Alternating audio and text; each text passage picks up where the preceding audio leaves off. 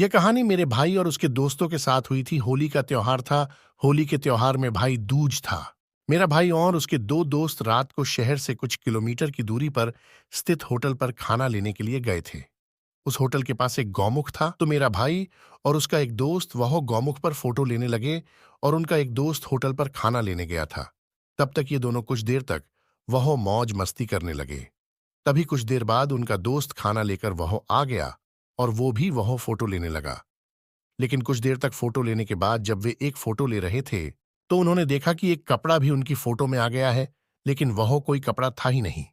तभी मेरे भाई ने अपने दोस्तों से कहा कि यहों से जल्दी चलो। तब तक उसने किसी को कुछ नहीं बताया था कि उसने क्या देखा है।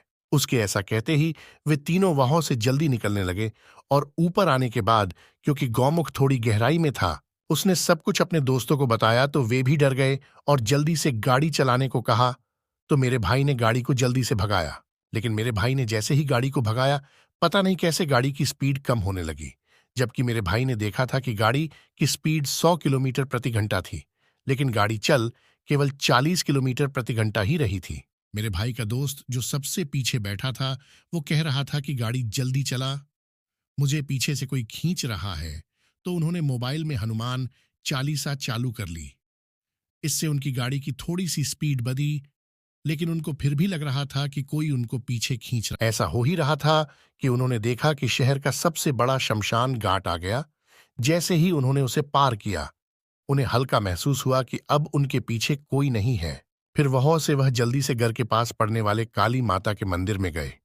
उनका एक दोस्त तो इतना डर गया कि वो 1 घंटे तक मंदिर से बाहर ही नहीं आया और उसको कुछ दिनों तक बुखार रहा।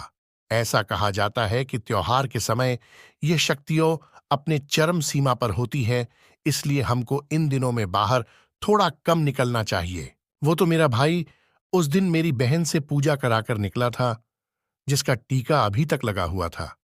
शायद इसीलिए उस दिन उनको कुछ नहीं हुआ। इसलिए मैं तो कहूंगा कि हमें त्योहार के दिन बाहर कम निकलना चाहिए।